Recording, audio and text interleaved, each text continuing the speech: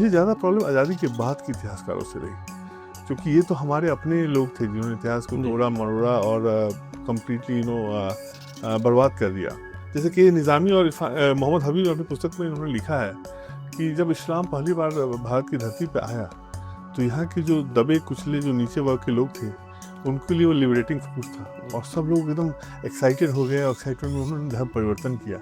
इस्लाम आया और Islam was a proponent of equality for all. वो दिखता नहीं है। आप जब आज उनकी साहित्य पढ़ें और उनकी जो जिस तरह से इस्लाम का एवोल्यूशन हुआ है, ये अपने आप में एक जो बोलते हैं कि प्रोपेगेंडा था। और अगले 100 साल में जो इस्लाम का जो स्ट्रेच आप देखेंगे तो वो फ्रांस तक पहुंच गया है, पूरे सेंट्रल एशिया में वो बहुत सारा पार्ट जीत लिया, वेस्ट एशिया पूरी तरह जीत लिया है, नॉर्थ अफ्रीका जीत लिया, लेकिन भारत में पहुंचा ही नहीं। भारत में आने के लिए उसको 500 साल लगे। तो 500 साल हम क्या कर रहे थे? हम हार रहे थे? नहीं, 500 साल हम जीत रहे थे। मुझे प्रॉब्लम ये है कि जो आज के हिस्टोरियन हैं वो सिर्फ गांधी करते जी। This independence was not just about Gandhi का सिर्फ इसमें लेना नहीं था। इनफैक्ट मैं एक कदम और आगे जाऊंगा, बोलूंगा कि आज़ादी की लड़ाई में, आज़ादी पाने में रिवॉल्यूशनरी का या नॉन गांधी का ज़्यादा रोल था गांधी से। नमस्कार, स्वागत है फिर से सबका किताबी बातों में। मैं अभिषेक हूँ। मेरे आज के गेस्ट हैं जाने माने पत्रकार उत्पल कुमार, जिनकी सेकंड बुक एमिनेंट हिस्टोरियंस के बारे में आज हम बात करेंगे। उत्पल, आपका स्वागत है किताबी बातों में। थैंक यू, नमस्कार, और I am so happy to be here. तो उत्पल, आप मेरे सेकंड पर्सन हैं जो सेकंड टाइम आ रहे हैं मेरे पॉडकास्ट पर। इससे पहले एडवोकेट राजेश तलवार जी सेकंड टाइम आए थे। तो उत्पल, हम लास्ट ईयर मिले थे, हमने तब एक ऑनलाइन सेशन किया था आपकी फर्स्ट बुक राइजिंग भारत पे। तो उत्पल, आपका जर्नलिस्टिक करियर हम देखें, 20 साल से आप जर्नलिज्म के इस क्षेत्र में हैं। आपने कई लीडिंग मीडिया हाउसेस के साथ काम करा है, ढेरों आर्टिकल लिखे हैं। जर्नलिज्म के साथ साथ आपने लिखा राइजिंग भारत पर, किस तरह से भारत बदल रहा है। और इसके बाद अब आप आते हैं इतिहास पर, किस तरह से इतिहास की लेखनी में जो गलतियां हुई हैं, जो डिस्टॉर्शंस हुई हैं, मैनिपुलेशंस हुई हैं। तो ये सफ़र कैसा रहा जर्नलिज्म के साथ साथ राइजिंग भारत और फिर इतिहास की गलतियों पर? ये साथ चलता रहा। इनफैक्ट इतिहास मेरे साथ मेरे कॉलेज के दिनों से ही रहा और मैं हमेशा इतिहास को पसंद करता था। इतिहास की पुस्तकें हमेशा पढ़ता था। सो मुझे याद है 95 से लेके 2025 तक, ये 30 साल की जर्नी, मैंने इतिहास पे भी सबसे ज़्यादा एम्फेसिस दिया। और जर्नलिज्म में भी मैंने जो आर्टिकल मैंने लिखा तो वो ऐतिहासिक स्रोतों पे ही बेस्ड था, या पॉलिटिकल भी है तो, लेकिन उसमें ऐतिहासिक आपने कुछ एनेक्डोट्स की आपने उनकी बात की। तो इतिहास मेरे साथ हमेशा था और ये जर्नी आई थिंक अभी जर्नी और चलती ही रहेगी जी। तो जब हम इतिहास की बात करते हैं, स्पेशली भारत के अगर हम इतिहास की बात करें, तो आज जो एक बहुत ज़्यादा नैरेटिव चल रहा है वो ये चल रहा है लेफ्ट विंग और राइट विंग नैरेटिव। और अक्सर जो राइट विंग है वो ये कह रहा है कि लेफ्ट विंग ने बहुत सी गलतियां करी हैं इतिहास को लिखने में, अपने बायसेस को सामने रखा है। और आप आज के ज़माने का देखा जाए तो आपको लेबल किया जाएगा as a right wing historian. एक इतिहासकार के नाते आप इस डिस्टिंक्शंस को कैसे देखते हैं, left wing versus right wing history? ये तो खैर अब यू कैन अवॉइड, आप इसको अवॉइड नहीं कर सकते हैं, क्योंकि लेबलिंग तो आजकल का एक फिनोमेना बन गया है। तो one has to be labelled. आप सेंटर में रह नहीं सकते। सेंटर में भी आप हैं तो आपको कोई कोई कुछ लेबल करेगा। तो इसलिए मैं उस पर ज़्यादा ध्यान देता हूँ। मेरे लिए लेबलिंग से बड़ा इंपॉर्टेंट ये है कि इतिहास जो मुझे लगता है गलत है, मैं उसको जरूर आगे निकालूँ, उसे एक्सपोज करूँ। और भारत का इतिहास तो definitely is full of distortions, जी। Wilful distortions, deliberate distortions. ये अनजाने में गलती नहीं की गई है, इसको डेलिबरेटली की गई है। और इसके दो चरण थे। एक पहले चरण में तो ब्रिटिश इतिहासकारों ने ये काम किया, तो उनका कार्य फिर भी क्षम्य है, क्योंकि वो अपने जो नेशनल इंटरेस्ट था उसको आगे बढ़ा रहे थे। वो ब्रिटेन के थे और उनको एक रैशनल देना था, एक रीजनिंग देना था कि भाई ब्रिटिश भारत में आके रूल क्यों कर रहे हैं।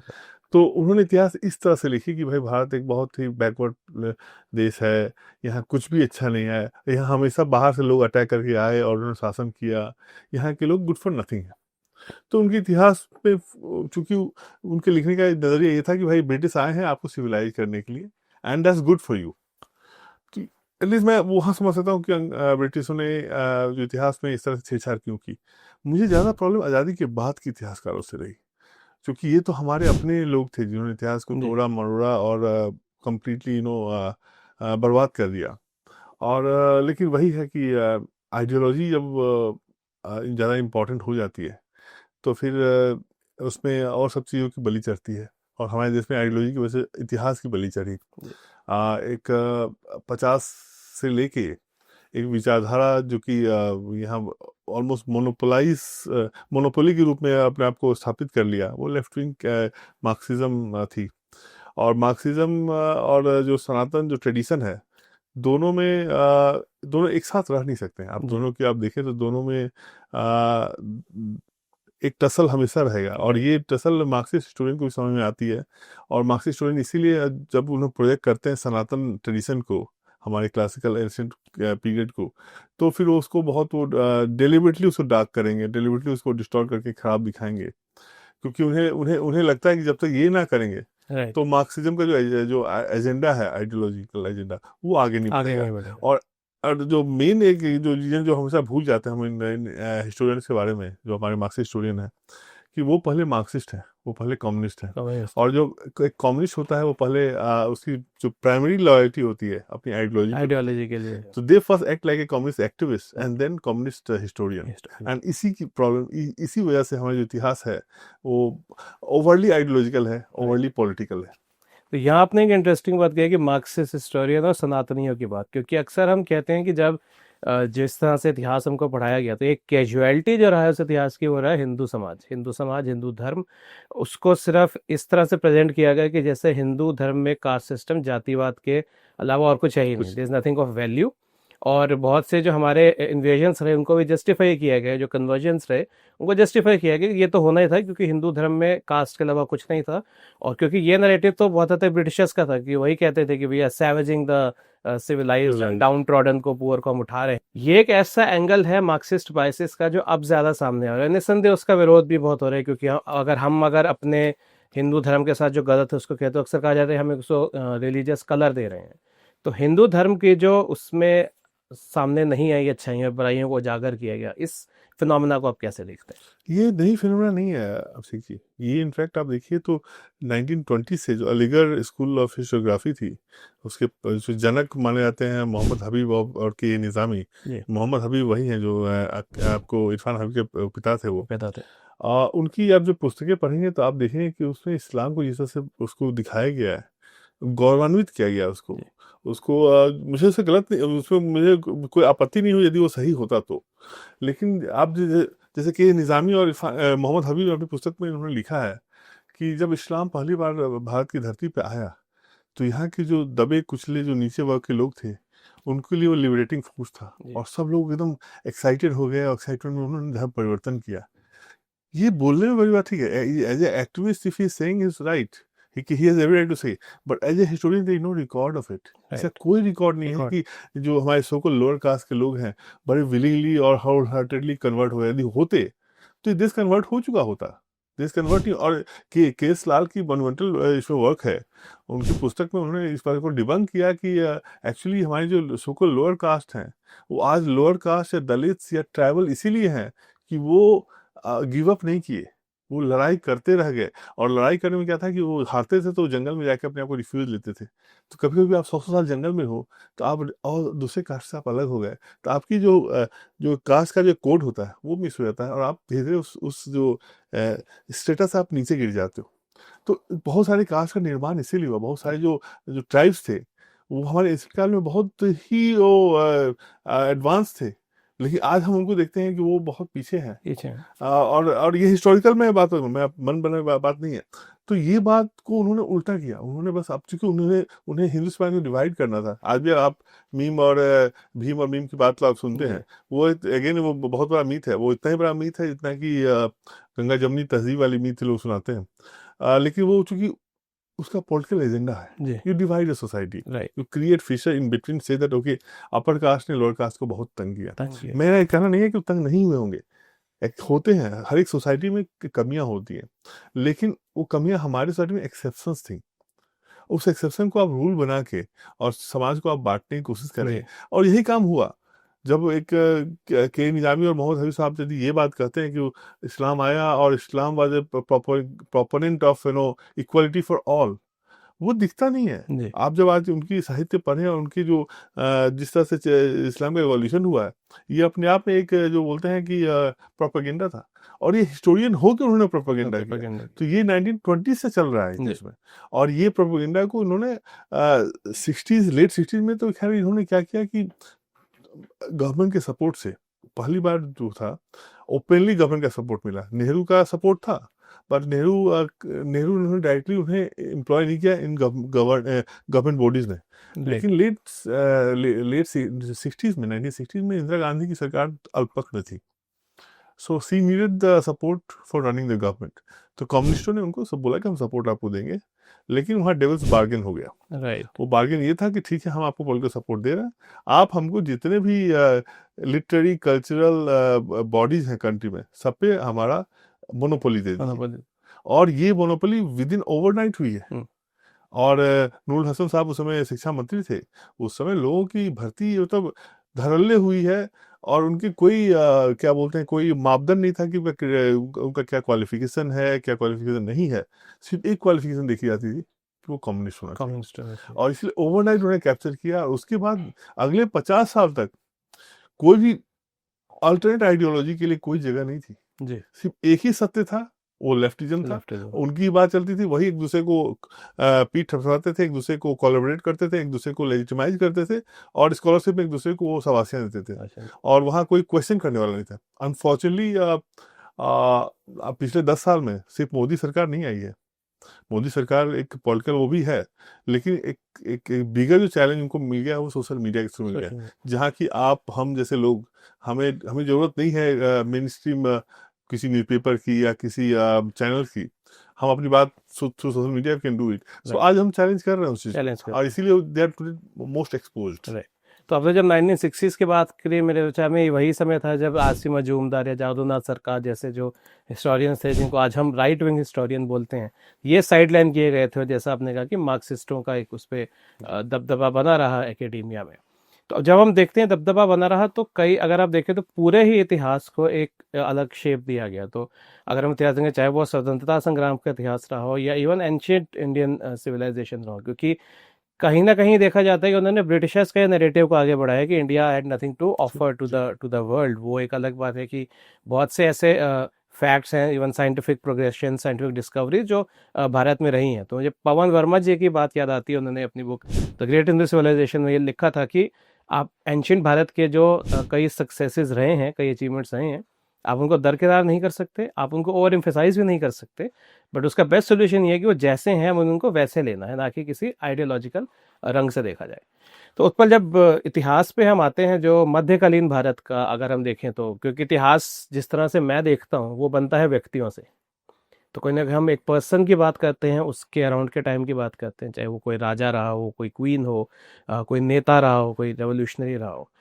एक जो बहुत इंटरेस्टिंग फिगर आती है वो है सम्राट अशोक। अगर आप देखें कि पिछले कुछ टाइम में उनके साथ जो नैरेटिव्स रहे थे वो आज चैलेंज हो रहे हैं। कहीं ना कहीं हमने सम्राट अशोक के इस रेन को भी देखा है कि वो एक जवाब था हिंदुइज्म की बुराइयों का, और वो बुद्धिज्म की तरफ मुड़े, और एक बहुत प्रोमिनेंट क्योंकि वो फिगर रहे हैं, उसको आज उस नैरेटिव को चैलेंज किया जाता है। आप उस नैरेटिव को कैसे देखते हैं? अशोक जो हमारी भारतीय परंपरा के हिसाब से बहुत एक आइडियल रूलर नहीं थे जी उन्हें कभी भी एक अच्छा राजा नहीं माना गया, और इसीलिए कोई आश्चर्य की बात नहीं थी कि जब 19वीं शताब्दी में जब जेम्स प्रिंसेप ने उनकी इंस्क्रिप्शन का पहली बार ही स्टम्बल अपॉन दैट, पहली बार उन्हें मिला इंस्क्रिप्शन रॉक एडिक्ट्स जी मिला, तो उन्हें पता ही था कि ये किसका है। उसमें लिखा हुआ था देवनामपिया प्रियदर्शी। ये देवनामपिया प्रियदर्शी कौन था? एक श्रीलंका का भी राजा उस तरह का टाइटल लेता था। सो दे आर वेरी कंफ्यूज कि कौन है। सो इतना बड़ा राजा यदि वो था, तो हमारी देश की परंपरा में भूल कैसे गया?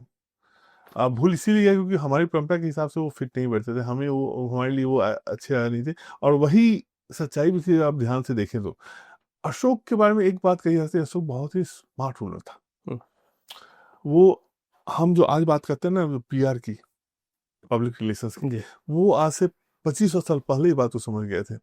और उनकी जो रॉ क्रेडिट थी वो पीआर एक्साइज का ही एक परफेक्ट एग्जाम्पल है, जहाँ उन्होंने रॉक एडिक्ट्स को स्ट्रेटेजिकली प्लेस किया, जहाँ से लोग जाते हैं, क्या मैसेजिंग, किस किस लोगों को क्या मैसेजिंग देना है वो, और फ्यूचर के लिए क्या है। जैसे मेरी पहली जो मैं अपनी पुस्तक शुरुआत करता हूँ टाइम कैप्सूल से, किस तरह से इंदिरा गांधी ने कोशिश की थी टाइम कैप्सूल के थ्रू इतिहास को परवर्ट करने की। जी आपको अशोक ने भी यही कोशिश की। अशोक की जो रॉक एडिट है वो भी इसी प्रोसेस में आती है। और मैं एग्जांपल दूंगा कि how you are doing that.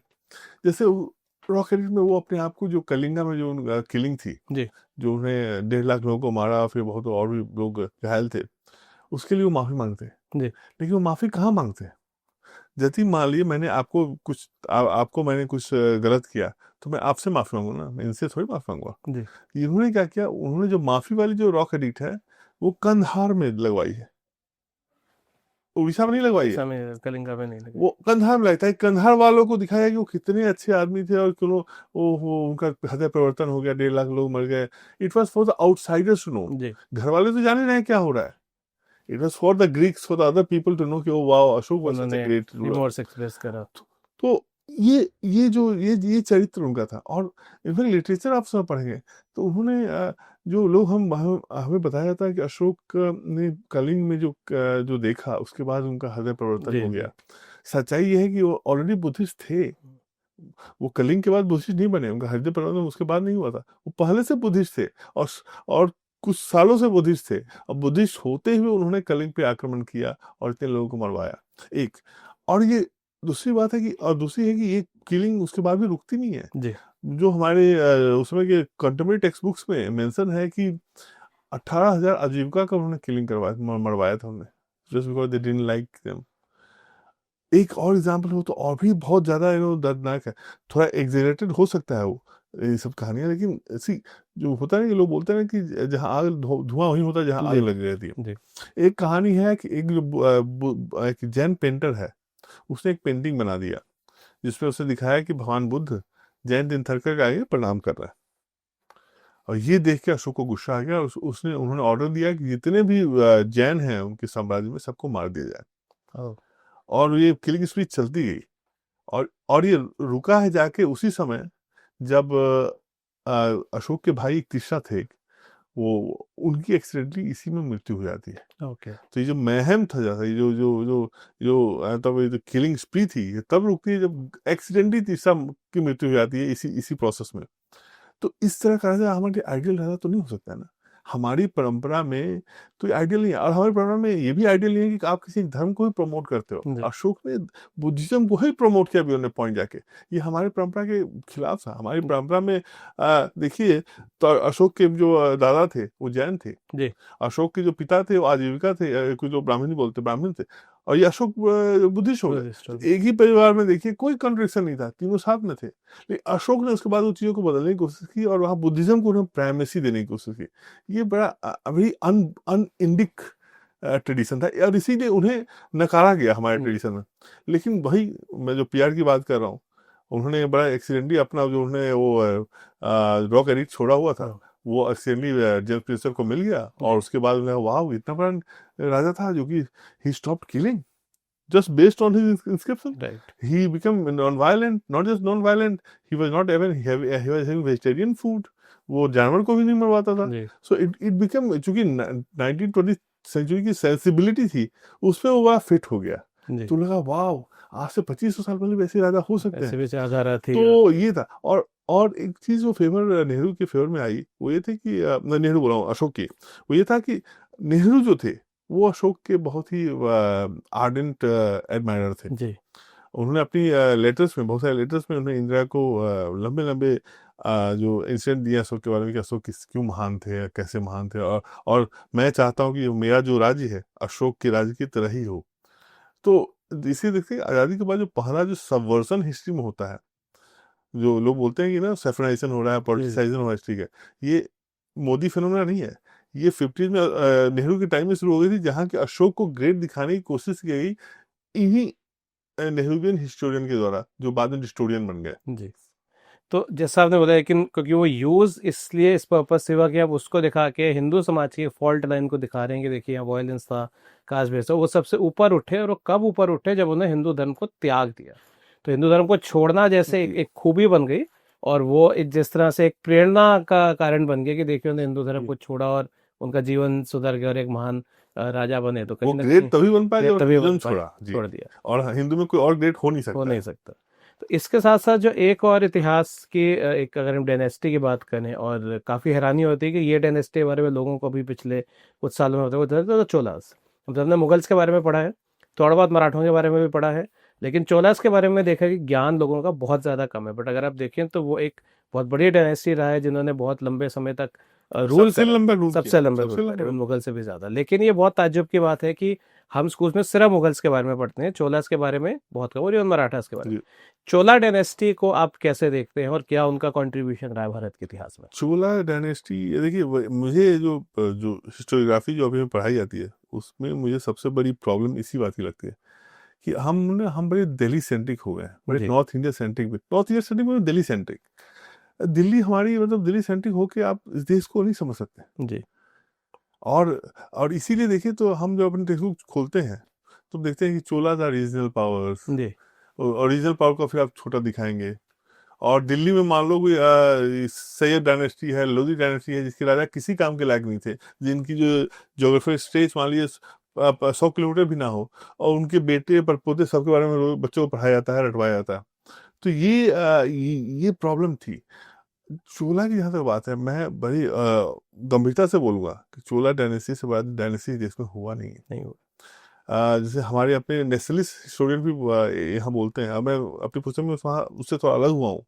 वो हमेशा ये बात को बोलते रहे कि Gupta period was our golden period, जी और उसके बाद डिक्लाइन हुआ है। हमारे नेशनल हिस्टोरियन भी इस बात को मानते हैं। जो हमारे हिस्टोरियंस हैं वो तो खैर ये भी नहीं मानते हैं। अब जैसे डीएन झा जो है, जो मेरे प्रोफेसर थे दिल्ली जी यूनिवर्सिटी में, वो उन्होंने अपनी पुस्तक में, ऐसे एक पुस्तक में उन्होंने ये भी क्वेश्चन किया कि whether Gupta period was also golden age और नॉट। वो बोलते हैं नहीं, गोल्डन एज नहीं था जी, गोल्डन एज फ्यूचर में। जस्ट लाइक कम्युनिस्ट एक्टिविस्ट, उनका कहना था कि golden age lies in future, somewhere in future and not in the past. बस just like communism says that future में क्लासलेस सोसाइटी बनेगी तब गोल्डन एज आएगा। तो उन्हीं उसी को उन्होंने बड़े हिस्टोरिकल टर्म में प्रेजेंट किया। जो मेरा कहना है कि जो हमारा गोल्डन एज गुप्ता काल से खत्म नहीं हुआ। जी गुप्ता काल गोल्डन पीरियड था हमारा, लेकिन पोस्ट गुप्ता पीरियड 600 से लेकर 1100 साल तक हमारा वो गोल्डन पीरियड और पीक पे गया है और बढ़ा है। और वही काल था जबकि आप दक्षिण में आप देखिए पल्लवा थे, जी पल्लव डायनेस्टी बहुत ही बड़ी डायनेस्टी थी, और उससे भी बड़ी निकली चोला डायनेस्टी थी। चोला डायनेस्टी ने एक एडमिनिस्ट्रेशन में उनकी जो जिस तरह का एडमिनिस्ट्रेटिव होल्ड था, वो बहुत अच्छा था। आप जो एक आप एक सेंस ऑफ डेमोक्रेसी वाली जो आप बोलते हैं, डेमोक्रेटिकली रूल करना, आप छोला की आप लोकल एडमिनिस्ट्रेशन की आप जो डिस्क्रिप्शन में वर्णन है और पढ़ें आप उसको, और आपको देगा कि यार इतने डेमोक्रेटिक तो हम आज नहीं है। आज नहीं। जैसे उनका है कि रूरल एडमिनिस्ट्रेशन में, सिविल एडमिनिस्ट्रेशन में, आपका जैसे मान लिया आप ऑलरेडी सेलेक्ट हैं तो आपके बेटे सेलेक्ट नहीं होंगे, जी आप 2 बार से ज्यादा सेलेक्ट नहीं होंगे। मतलब दीज आर रूल्स जो कि हम 21st सेंचुरी में हम इसको इम्प्लीमेंट करने की कोशिश कर रहे हैं ताकि ट्रूली डेमोक्रेटाइज हो, सबके लिए इक्वल पावर। वो चोला उस समय कर रहे थे। तो ये एडमिनिस्ट्रेशन की बात हो गई। उनके जो स्कल्पचरल और आर्किटेक्चर एक्सपर्ट्स तो खैर, जो मंदिर उन्होंने बनाया है, जो ट्रेड और जो आगे वो गए थे, और सबसे बात जिस तरह से वो साउथ ईस्ट एशिया में इतने दूर जाके उन्होंने श्री विजय डायनेस्टी को हराया, वो अनपैरेलल्ड है हिस्ट्री में, इतिहास में। और कहीं आप इतना दूर जाके आप किसी को जीतते हुए नहीं दिखाते हैं। ये फिर जाके ब्रिटिश और पोर्तुगीज लोग करते हैं उससे 600 साल, 500-600 साल बाद जाके। जी उससे पहले कभी ऐसा नहीं हुआ है। और ये अपने आप में, और इस डायनेस्टी को हम रीजनल बोलते हैं, हम इसको बहुत ध्यान देते नहीं है। बहुत हुआ तो हम राजा वन को और राजेंद्र वन को के बारे में थोड़ा सा बता देते हैं, बस जी उसके बाद चैप्टर खत्म। जी जी तो ये तो चूंकि हमारी सेंस है, जो हमारी जो हिस्ट्री अभी भी दिल्ली सेंट्रिक है, जी इस वजह से है कि हमें लगता है दिल्ली का ही इतिहास ही हमारा सेंट्रल इतिहास है। रियलिटी ये है कि दिल्ली हमारा कभी जो कैपिटल पर से बहुत लंबा समय तो था भी नहीं, था भी नहीं। ये बना हटा। जब इनफेक्ट जब ये हमारे मुस्लिम रूलर्स आए भी थे तो उस समय Kannauj was a bigger Yes. Capital. Kannauj की लड़ाई राष्ट्रकूटाज और क्या पालाज और ये आपको प्रतिहारास, इन तीनों में होती थी होती थी कि जी कन्नौज कौन जीतेगा। दिल्ली के लिए कोई नहीं पूछता था, जी लेकिन जो हमारी हिस्टोरी की सोच ही वैसी है। और सिर्फ वही क्यों, आप देखिए अहोम्स का, बिल्कुल यदि आप चोला डायनेस्टी को सबसे लंबी डायनेस्टी बोल रहे हैं, सेकंड लंबी डायनेस्टी जो थी सबसे लंबा चली वो अहोम्स थी। अहोम्स थे और अहोम्स ने उस समय मुगलों को हराया था जी जब अपनी वो प्रतिष्ठा में सबसे चरम पे थे, जब उनकी पावर सबसे सबसे बड़ी थी, जब उन्हें उनका कहा था कि वो उन्हें हराया नहीं जा सकता, तब उन्हें 1671 में हराया गया बिल्कुल सरायघाटी की युद्ध में। तो ये इतिहास में बताया नहीं जाता। प्रोमिनेंट फिगर्स हैं जो बेसिकली फुटनोट्स ऑफ हिस्ट्री नहीं, में है। और डेलिबरेटली हमें गलत चीज दिखती है, जैसे फॉर एग्जाम्पल मैं बता रहा हूँ, हमें बताया जाता है कि बख्तियार खिलजी ने किस तरह से 18 अपने सोल्जर्स के साथ बंगाल जीत लिया। जी दो यहाँ वो डिस्टोरियन ये भी बोलते हैं कि इसने बख्तियार ने शायद नालंदा को नहीं जलाया था, किसी ब्राह्मणों ने जलाया था, based on some dubious record. ये डी.एन. झा का कारनामा है ये, जो कि गलत है। बख्तियार खिलजी के ही उससे क्या था, और एक नहीं बहुत सारे उन्होंने इंस्टीट्यूशन को उसने जलाया था। बट हमें ये बार बार बताया था कि इतनी आसानी से मुसलमान आते आए और उन्होंने जीत हासिल कर ली, 18 लोग लेके वो जीत गया, पूरी पूरी बंगाल जीत गया, सेना डायनेस्टी थी उसमें। हमें ये नहीं बताया जाता है कि वही बख्तियार खिलजी का अंत कैसे हुआ। उसका अंत एक राजा था, आसाम का राजा था, उसने इसको इतनी बुरी तरह हराया, इतनी बुरी तरह है उसके बाद, बस बंगाल जीतने के बाद, कि उसके अपने सेना ने बख्तियार का खून कर दिया, कत्ल कर दिया। ये इतिहास हमें नहीं इतिहास बताया। नहीं बताया हमें जहां हम हारे हैं, और हम हारे बहुत कम युद्ध हैं, हम जीते ज्यादा हैं, ये तो ज्यादा लेकिन जो हारे हैं हमें वो बार बार बताया जा रहा है कि तुम हार गए, तुम हार गए, देखो यहाँ तुम हार गए, तुमने मोहन गोरी से हार गए। अब गोरी से चलो दूसरी तराई में हम हारे, पहले में जीते थे पृथ्वीराज चौहान, जी दूसरी में हम हार गए, लेकिन उससे 15 साल पहले तक नाइकी देवी ने एक लेडी होके, जी अब आप देखिए उस समय के मैं बात बता रहा हूँ, नाइकी देवी ने जो कि गुजरात में थी, गुजरात में गोरी को हराया, और ऐसा हराया कि वो 10 साल तक सोचा नहीं भारत आने के लिए, कॉम्प्रिहेंसिवली डिफीटेड। जी और नाइकी देवी की हस्बैंड की डेथ हो गई थी, उनके बेटे बहुत छोटे थे, तो उन्होंने इतनी प्लानिंग करके युद्ध किया कि गोरी खत्म हो गया। बट हमें हमें उस युद्ध के बारे में बताया नहीं जाता, बिल्कुल we are not told. So basically our history today is about the chronicles of all the defeats we have, जी all the dark things, right all the bad things happened to us, and also that that this country doesn't belong to us, सब बाहर से आए थे। सब बात सही है, उन्होंने ही भारत को बनाया जैसा जी कि जी मुझे एक जिक्र याद आता है, बहुत कम आयु में मैं एक बुक पढ़ा था, उसके बैक कवर पे जो और बुक्स के टाइटल्स होते हैं, विश्व विजय प्रकाशन की बुक थी, और उसमें एक बुक थी हिंदू इतिहास हारों की दास्तान। और मैं बहुत कम एज का था उस वक्त, मेरे लिए समझना पसंद है। आप देखेंगे कम से कम उस बात को अगर शायद 30 साल हो गए हैं, तो आप पूरे हिंदू इतिहास को कहते हैं हारों की दास्तान, कि ये सब हारे थे। तो वहीं कहीं ना कहीं जैसा हमने शुरुआत में बात करी थी कि एक रिलीजियस नैरेटिव इसको दिया गया है। आप एक एक कंट्री को नहीं वीक बता रहे, आप एक कल्चर को और एक खास तौर पर एक रिलीजन को आप वीक बता रहे हैं, वही नैरेटिव चलता है इसका। और ये तो सिविलाइजेशन, सनातन सिविलाइजेशन है, सनातन आपने civilization। उसको दिखाया। जी आप देखिए जबकि सच्चाई एकदम उल्टी है। जी आप आप हिस्टोरिकली देखें तो इस्लाम में प्रॉफेट मोहम्मद साहब की मृत्यु होती है 632 एडी में, और भारत पे आक्रमण शुरू होता है 637 एडी में। जी विद इन 4 साल 5 साल में आक्रमण शुरू हो गया भारत में। और अगले 100 साल में जो इस्लाम का जो स्ट्रेच आप देखेंगे तो वो फ्रांस तक पहुंच गया है, पूरे सेंट्रल एशिया में वो बहुत सारा बार जीत लिया, वेस्ट एशिया पूरी तरह जीत लिया है, नॉर्थ अफ्रीका जीत लिया है, लेकिन भारत में पहुंचा ही नहीं है। पहुंचा ही नहीं। भारत में आने के लिए उसको 500 साल लगे। तो 500 साल हम क्या कर रहे थे, हम हार रहे थे? नहीं, 500 साल हम जीत रहे थे। जीत रहे थे 500 साल हम उनको कंसिडर, सिर्फ एक बार बीच में हारे 712 में जब मोहम्मद कासिम आया, आसाम में। जो हमें बार बार बताया जाता है कासिम कासिम कासिम, वो हार, लेकिन कासिम की वो जो जीत थी ना बहुत मोमेंटरी थी।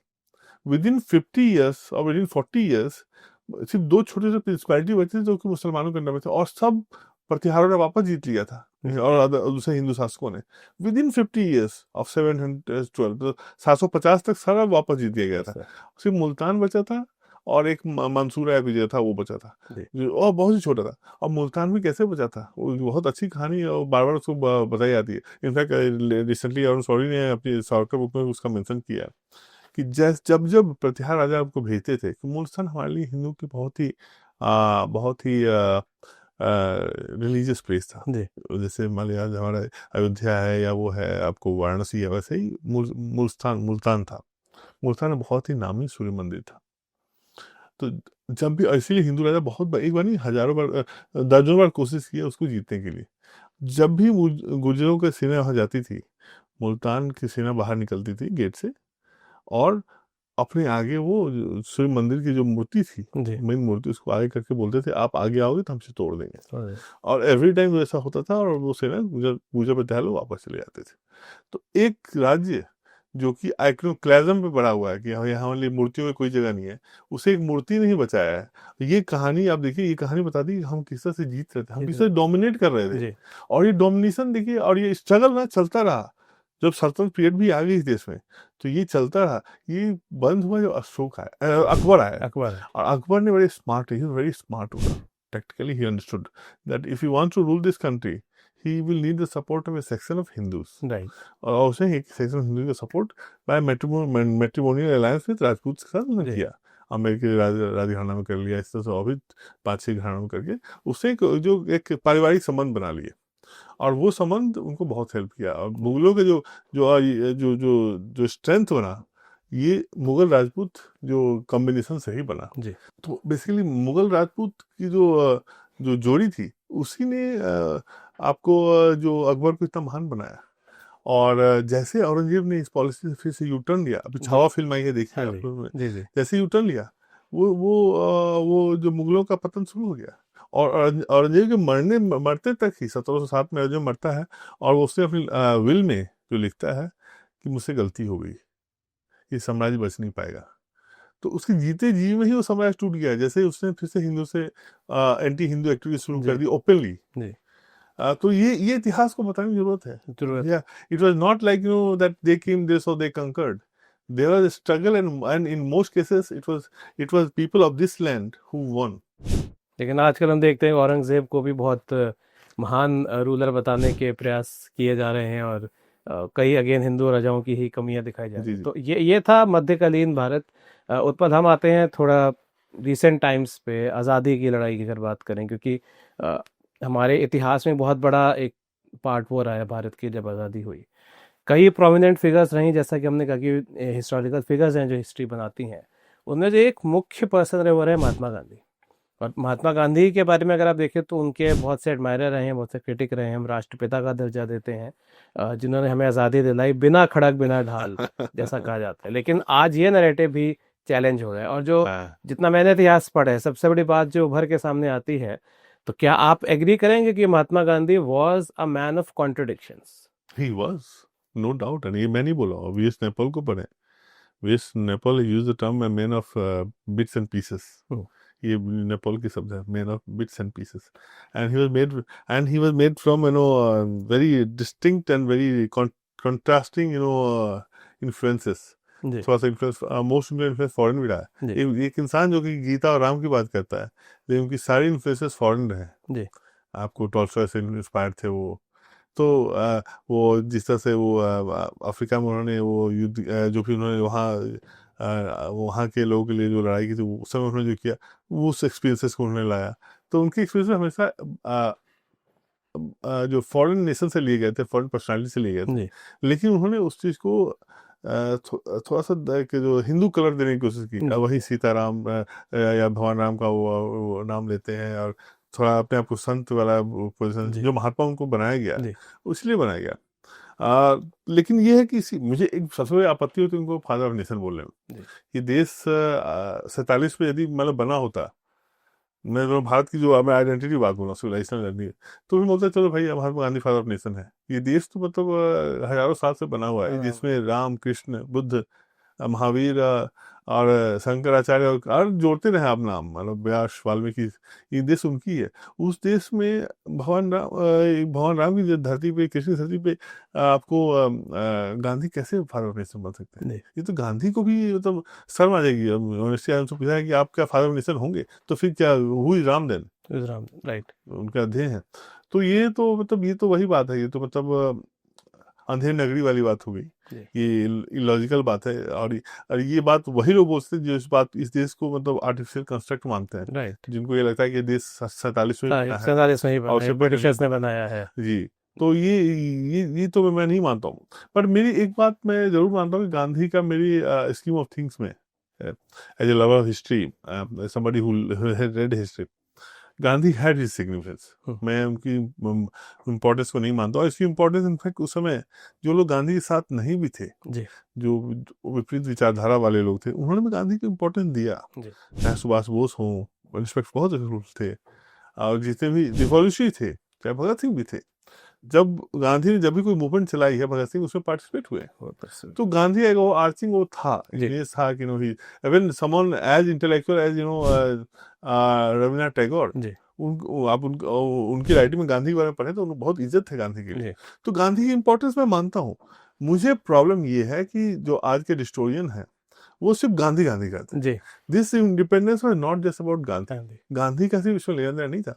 इनफैक्ट मैं एक कदम और आगे जाऊंगा, बोलूंगा कि आज़ादी की लड़ाई में, आज़ादी पाने में रिवॉल्यूशनरी का या नॉन गांधी का ज्यादा रोल था ज्यादा रोल था। गांधी से।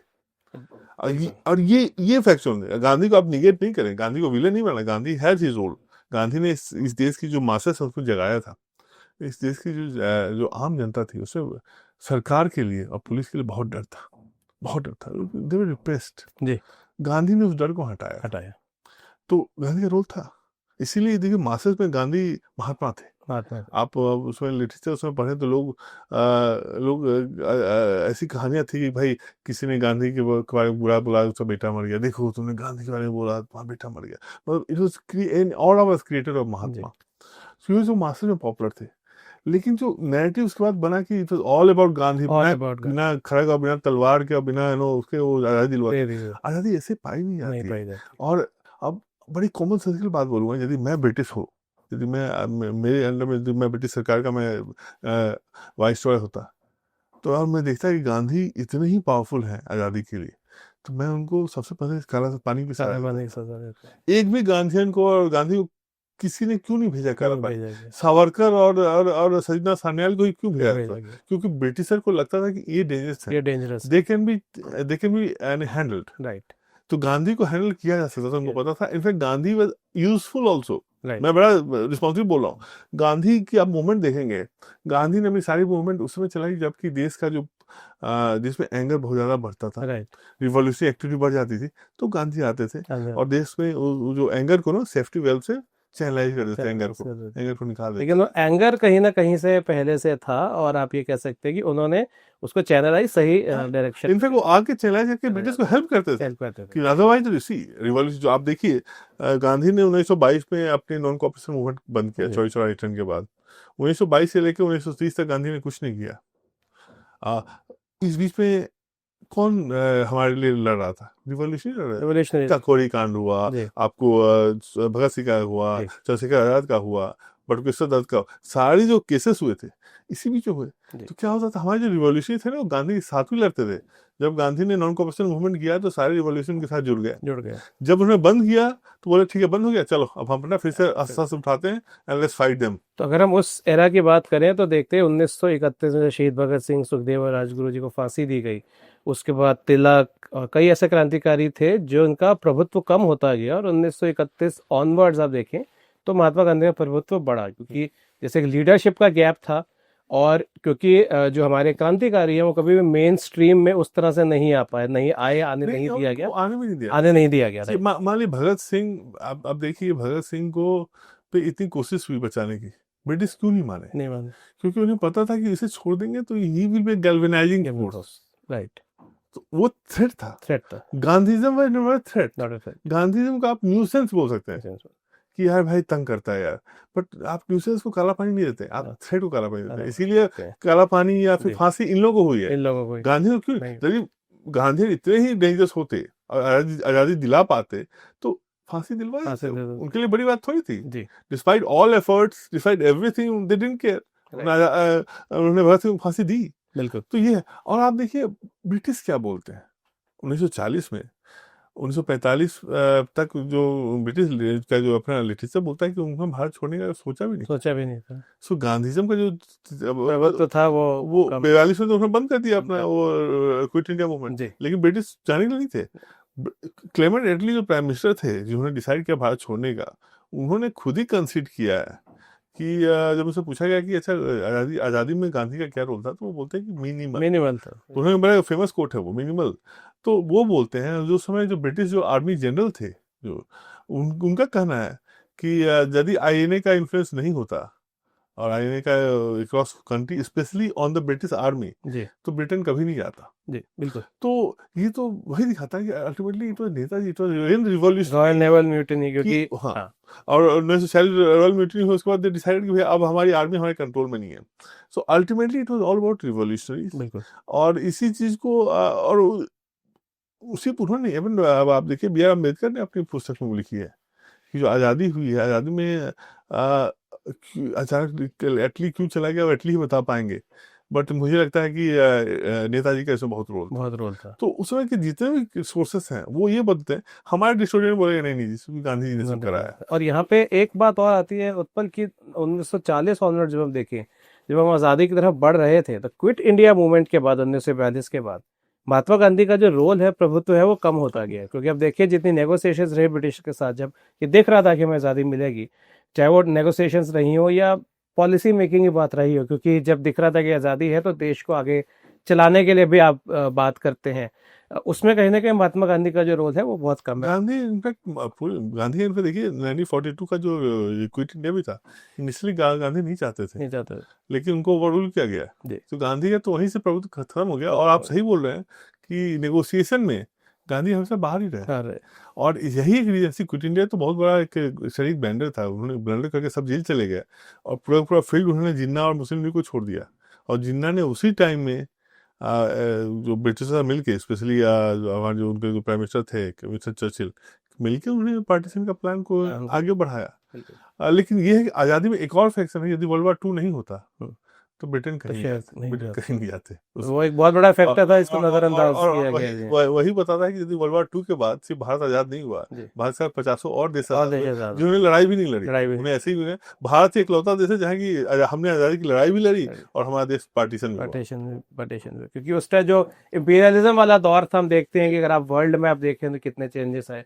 इंपीरियलिज्म का दौर ही खत्म हो रहा था और बहुत से उस 30-40 साल के एरा में बहुत सारे देश जो है आजाद हुए। भारत उनमें से जस्ट जी एक कंट्री था वर्ल्ड मैप में जिसको फ्रीडम मिला। तो जब हम स्वतंत्रता संघर्ष की बात करते हैं, हम देखते हैं कि एक गांधी जी थे जिनको एक इस तरह से जगह मिली। इसके साथ साथ और भी कई नेता रहे, जैसे सुभाष चंद्र बोस की हमने बात करी। इसके साथ आते हैं नेहरू और पटेल। और एक यहाँ पे जो और ख़ास बात आती है वो ये है कि ये वो लोग थे जो फेस थे फ्रीडम स्ट्रगल का। लेकिन ऐसे तमाम ऐसे हमारे रेवोल्यूशनरीज रहे जो अपने अपने वे में जिन्होंने भारत की आज़ादी की लड़ाई लड़ी। प्रोमिनेंट रेवोल्यूशनरीज को भी अगर छोड़ दें, ऐसे बहुत से हैं, उनका कहीं ना कहीं हम देखते हैं कि जिक्र नहीं आता। और अगर आप रेवोल्यूशनरीज में बात करें तो अगर आप किसी से पूछे तो शहीद भगत सिंह, चंद्रशेखर आज़ाद से ज़्यादा नाम नहीं आता, आप सारी नहीं आते, सर नहीं आते। तो उसकी आप क्या वजह देखते हैं कि क्यों इतना कम प्रोमिनेंस मिला जिन्होंने भारत के लिए? देखिए इसका रीजन इनफैक्ट ये तो एक बड़ी ऐसी पुस्तक अभी आई है, बंदी जीवन। जी सन्याल जी ने उसको इंग्लिश ट्रांसलेट किया। सचिन सन्याल ने लिखा था 1920 में, उसको 1920s में।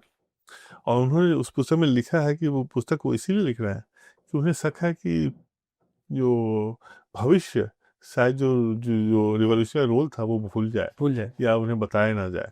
तो उन्होंने उस समय ही उन्हें एहसास हो गया था 1920 के करीब में ही, 25 के करीब में, कि रिवॉल्यूशन को साइडलाइन किया जाएगा और उनके इतिहास को शायद दबा दिया जाएगा। और वो किताब आप पढ़ेंगे तो देखिए रिवॉल्यूशनरी इतना कुछ करते थे। उसमें मैं 2 इंसिडेंट अपने पुस्तक में भी उस किताब से निकाल के डाला हूँ कि किस तरह से मोतीलाल नेहरू और सचिन नाथ सान्याल की मुलाकात होती है कि कांग्रेस सेशन में। तो सान्याल जी वॉज वेरी आइडियलिस्ट। 2 बार वो काला पानी की सजा पा चुके थे, 1 बार नहीं 2 बार। तो बड़े नेता थे। तो वो आपको मोतीलाल नेहरू के पास मिलने जाते हैं। मोतीलाल नेहरू बहुत धनी थे, उनके बहुत पैसे थे, क्योंकि नहीं मतलब वो उनके इतने पैसे थे कि मतलब वो रिवॉल्यूशन जो पैसे की जरूरत होती वो आसानी से पूरा कर देते, इसीलिए उनका इम्पोर्टेंस कांग्रेस में भी था। तो सचिन सान्याल उनके पास जाके ही उनको कुछ आइडियाज बताया कि we can do this, we can do that, आदमी ऐसे कर सकते हैं। और जब वो बताए उसके बाद मोतीलाल नेहरू हंसने लगे जोर से, हा हा हा हा, कि उसने क्या मतलब क्या बेहुदा वाली बात कर दी। तो he actually made mockery of him. तो ये सचिन सान्याल जी को बहुत बुरा लगा और वो चले गए उठ के। और वो पुस्तक में लिखते हैं कि जब भी वो उसके बाद उस इंसिडेंट के बाद जब भी वो मोतीलाल नेहरू के सामने से गुजरते थे तो मोतीलाल नेहरू हंसते हुए तंज कसते थे, बोलते थे और सचिंद्रनाथ और कोई आपके पास विचार हो तो आप हमें बताएं। तो ये इस तरह के इनके व्यवहार थे जो कि अपनी रिवॉल्यूशन प्रति थे। और यही बात इनफैक्ट आप देखिए सचिंद्रनाथ सान्याल जी जब जवाहरलाल नेहरू से मिलते हैं तो सेम चीज वो उनके बारे में कहते हैं। उन्होंने पुस्तक में कैटेगरी लिखा है कि जब मैं बात कर रहा था जवाहरलाल नेहरू से तो मुझे ये एहसास हो रहा था कि मुझसे बात करके जवाहरलाल नेहरू को ये मतलब मेरे को उपकार कर रहे हैं, वो वाला मतलब वो इमोशन दिख रहा था उनके फेस पे, यार क्या बकवास कर रहा है, चलो सुन लेता हूँ बुढ़े की बात। मतलब दैट इमोशन वाज देयर कि मुझे उपकार करें मुझसे बात करके। और यही सेंस ऑफ इंटाइटलमेंट आज आपको दिखता है राहुल गांधी और गांधी फिल्म जो इंटाइटलमेंट आज आप देख रहे हैं वो इंटाइटलमेंट का बीज वही है, वो इंटाइटलमेंट उसी समय से चल रहा है। तो ये एक प्रॉब्लम थी। और ये पीपल लाइक सान्याल और इन लोगों को तो डेफिनेटली इसलिए भी डाउन किया गया बिकॉज आप देखिए इतिहास क्या होता है ना, वो ब्रिटिश के रियल वो थे क्या बोलते हैं जो ब्रिटिश राज के देश में कंटिन्यू करने में वो सबसे बड़ा स्टम्बलिंग ब्लॉक। राइट। तो उन्हें ब्रिटिश ने भी पसंद नहीं किया, तो ब्रिटिश ने उनको उस समय डाउन किया। और आज़ादी के बाद चूंकि वो नैरेटिव और ब्रिटेन ने देश उसको उनको दिया जो कि उनके विचारधारा के सबसे करीब से चलाएं, जो उनकी बात सुने। इसलिए देखिए जो अब आज़ाद होने के बाद आपको जो ब्रिटिश वाइसरॉय कंटिन्यू करते हैं ये अनप्रेसिडेंटेड है अपने आप में। पाकिस्तान ने भी नहीं किया था ये हमने किया। तो we kind of we completely were in of British, और इसीलिए British were happy to give power to someone like Nehru. तो और ये होता नहीं, यदि समवन लाइक पटेल बोस आते या समवन लाइक सान्याल जैसे कोई नेता होते तो फिर ऐसा नहीं होता। तो ब्रिटिश ने भी पावर का जो हैंड ओवर किया अपने सबसे जो बेस्ट बेट को किया। और आप देखिए तो 40 के जो लिटरेचर आप पढ़ेंगे तो जैसे ये लॉर्ड माउंटबेटन जो है उनकी पुस्तक भी है। लॉर्ड माउंटबेटन ने नेहरू पे बहुत रिसर्च किया और उन्होंने रिसर्च करके उन्हें लगा कि ये बंदा को हम अच्छे से कंट्रोल कर सकते हैं। और ये दोनों हस्बैंड वाइफ ने मिलकर उन्हें कंट्रोल किया। और आप देखिए तो जो हमारा जो इनिशियल जो हम हाराकिरी जो किए, जो मिस्टेक्स किए हैं उसी की देन है। तो अब ऐसी गवर्नमेंट जो आज़ादी के बाद आती है तो वहां तो रिवॉल्यूशन के लिए कोई रोल नहीं बचता है, उन्हें तो सप्रेस किया जाएगा। अब मुझे सबसे बड़ा एग्जांपल मैं आपको आईने का देता हूँ। देखिए जब आईने जब हार गई तो दिल्ली में एक ट्रायल चला था लाल किला में, रेड फोर्ट ट्रायल। तो रेड फोर्ट ट्रायल चला तो इनिशियली कांग्रेस फेवर में नहीं थी उस ट्रायल पे सपोर्ट करने के लिए आईने सोल्जर्स को, लेकिन उनको बताया गया कि देश में मतलब करंट लगा हुआ है, everyone is talking about Netaji and उन्होंने जो कर दिया है। सो उन्हें बताया गया इन कांग्रेस नेताओं को कि आप नहीं करेंगे तो ये आपके लिए डिजास्टर हो जाएगा। आसफ अली ने उनको रेकमेंड करा था कि ये करना पड़ेगा आपको। वहाँ एक डबल एजेंट भी है, कर्नल भाउदर या कुछ नाम है, वो इनफैक्ट वो ब्रिटिश का भी एजेंट था और इनका भी था। उन्होंने बताया कि आप कर लें, देश में वो नेताजी की ही अभी चल रही है। तो फिर ये आफ्टर थॉट था कांग्रेस का। नेहरू जी आते हैं, एक सप्रू जी थे वो आते हैं और एक और नेता, ये तीनों लोग फिर काला जामा पहन के रेड फोर्ट ट्रायल में पार्टिसिपेट करते हैं। तो इट वाज आफ्टर थॉट। और उसी समय आपको आसफ अली जी बोलते हैं, उनका एक प्रोफेटिक वर्ड है कि आज हम सपोर्ट कर रहे हैं लेकिन मार्क माय वर्ड आज़ादी के बाद इन पे ट्रायल भी चलेगा और इनको आर्मी से निकाला भी जाएगा। और एग्जैक्टली यही हुआ। सो ये देखिए ये तो डबल फेस हो गया ना कि आप आज़ादी से पहले जब आप मोमेंटम है तो आपने उसका यूज किया और आज़ादी के बाद उन्हीं लोगों को, और वो तो आज़ादी की लड़ाई लड़ रहे थे आप उनको आपने प्रताड़ित किया आज़ादी के बाद। तो ये जानते थे लोग। तो ऐसे में आप कैसे उम्मीद कर सकते हैं कि आज़ादी के बाद रिवॉल्यूशन के रोल को हम याद रखेंगे? बिल्कुल नहीं रख सकते। मेरे दो आखिरी सवाल हैं। एक आपने अपनी बुक के एंड में जिक्र करा है कि ये जो हम राइट विंग रेनेसां कह रहे हैं, हम हिंदुइज्म की रेनेसां कह रहे हैं, ये लार्जली इंडिविजुअल ड्रिवन है। आप बुक लिख रहे हैं, संजीव सान्याल जी बुक लिख रहे हैं, विक्रम लिख रहे हैं, ऐसे कई अच्छे राइटर्स हैं देखने उभर के आ रहे हैं, लेकिन ये लार्जली एक इंडिविजुअल लेवल पे एफर्ट है। और हम जब कहते हैं कि हमें सही इतिहास पढ़ाना चाहिए तो आई थिंक वो तब ज़्यादा कामयाब रहेगा जबकि हम उसको स्कूल कॉलेज की टेक्स्ट बुक्स में वो अल्टरनेट व्यू पॉइंट्स लाएंगे। और मेरा विचार है कि उसका हम सारे व्यू पॉइंट्स रख सकते हैं लेकिन हम एक को हाईलाइट करना कि यही सत्य है ओके, लेकिन बहरहाल अगर हम देखें तो इस लेवल पे जो अभी स्कूल या कॉलेज की टेक्स्ट बुक्स में काम ना के बराबर ना हो, क्यों होगा। तो आप कितना इस रेनेसां के कामयाबी को देखते हैं कि आपको लगता है कि जो अभी हो रहा है वही सफिशिएंट है? ना, एकदम नहीं। इनफैक्ट ये बहुत ही कमजोर है। और यानी अभी मान लीजिए सरकार बदलती है या अल्टरनेट कोई पॉलिटिकल पावर आती है, जी, ओवरनाइट सब खत्म हो जाएगा। पता हो जाएगा। यानी बिकॉज ऑन ग्राउंड सी आप देखिए चेंज कहाँ होता है। जब तक आप जो एक बच्चे के दिमाग में सही इतिहास नहीं डालेंगे, जी, तब तक वो इस इतिहास को पढ़ने वाले बस वही लोग होंगे जो कि जिनकी ग्लास अभी पूरी भरी नहीं है। जी, they still have something to get more thing. Right, बोले ऐसा, मैं यार मैंने रोमिला को पढ़ा था, रोमिला थापर को समझ में नहीं आया, अच्छा नहीं लगा, तो then they will come to my book और संजीव सन्यास बुक और अदर बुक्स।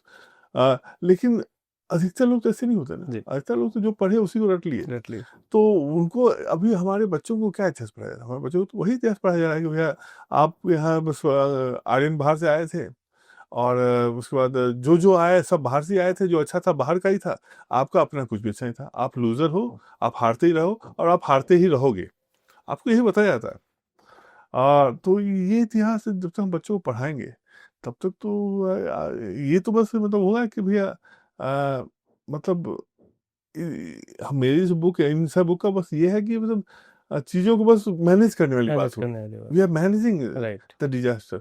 डिजास्टर को हम रोकने नहीं जा रहे हैं। नहीं, रोकना आप वहीं, और वो हो नहीं रहा है, वो अभी नहीं हुआ।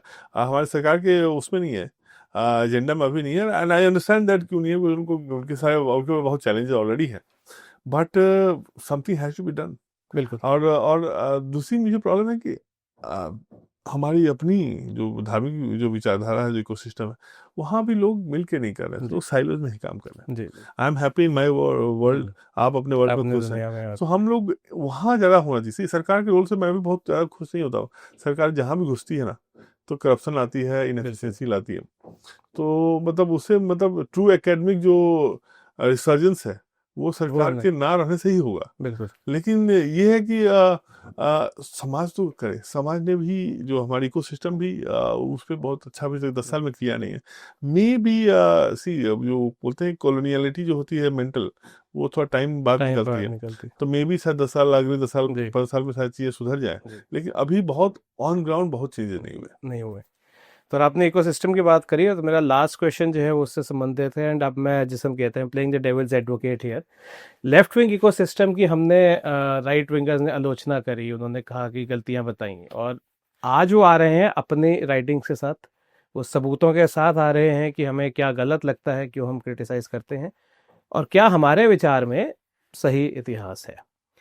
क्या गारंटी है कि राइट विंग इकोसिस्टम भी एक दिन एक आइडियोलॉजिकल सिस्टम बन के नहीं रह जाएगा? सच के बजाय वो क्यों सिर्फ अपना ही सिस्टम आगे क्यों नहीं सेल करेगा? आप सही बोल रहे हैं, होगा, ये होगा। ये इसकी कोई गारंटी नहीं है कि ऐसा नहीं होगा, क्योंकि ultimately see history is something which will always be politicised. जी, let's be honest about that. So ये होगा ही। अब पॉइंट है कि आपका जो समाज, इसलिए बोल रहा हूँ समाज का रोल यहाँ इंपॉर्टेंट होता है कि समाज और ये जो जो जो धार्मिक जो ये फ्रेमवर्क यदि स्ट्रांग हुआ, तो अपने आप इसमें मतलब कॉस्ट करेक्शन होते रहेंगे। जी, politician will always interfere, trust me that. जो government in power always want a history written in favour of the government. Right, तो इसीलिए मैं बोला गवर्नमेंट का रोल बस इतना हुआ कि भैया आप डिस्क्रिप्शन हटा दो, जी, कि प्लीज सब जगह ओपन कर दो। बट गवर्नमेंट का रोल वहां नहीं है। गवर्नमेंट विल डिसाइड कि अच्छा कौन किताब लिखेगा, कौन लिखेगा, राइट, या कौन इंडस्ट्री में क्या है, खाना कौन बनाएगा। जी, this is not government role. Government role right, to govern. क्यों, एंड देन जो हमारा ट्रेडिशनल धार्मिक भी जो स्ट्रक्चर है वैसा ही था। जी, राजा का रोल बस लॉ एंड ऑर्डर प्रोवाइड करना था, और देखना था कि भाई इनजस्टिस ना हो, लाभ हो, लोभ ना हो। हमारे यहाँ लाभ का वो था कि गेट प्रॉफिट, बट वहाँ लोभ ना हो, दो बना, ग्रीड ना हो। तो ये चीज हमारी सरकार का रोल उतना ही है। अनफॉर्चुनेटली सरकार ने उसमें अभी कुछ किया है। इनिशियल कोर्स करेक्शन सरकार को करना पड़ेगा। जैसे मान लीजिए टेक्स्ट बुक चेंज करना है, वो सरकार को करना पड़ेगा, सरकार को करना पड़ेगा, स्पेशली जो स्कूल्स में है। बिल्कुल, वो सरकार नहीं कर रही है, वो गलत है, वो करे। उसके बाद let it be open, let the society and people जो कि जो जो जो जो सही लोग हैं, जो लीडर हैं सोसाइटी के, take it forward from there. Forward, so ultimately वही है। लेकिन हाँ, उस पर अभी भी ऐसे ऐसे ऐसे long haul. It's a long one. बिल्कुल। तो चलिए हम यही उम्मीद करते हैं कि बाइनरीज की बजाय लेफ्ट विंग और राइट विंग हम ये फोकस करेंगे क्या सही इतिहास है वो पढ़ाया जाए, और जिसमें मैं कहूँगा दोनों पक्षों के लिए जगह रखी जाए, ताकि सिर्फ एक ही नैरेटिव पुश हो। और आज खुशी की बात है कि भारत में आप जैसे लेखक हैं जो उन गलतियों को सुधार रहे हैं। उत्पल, बहुत अच्छा लगा आपसे बात करके। किताबी बातों में आने के लिए धन्यवाद, and wish you all the best for your coming. Thank you so much, thank you so much. Thank you.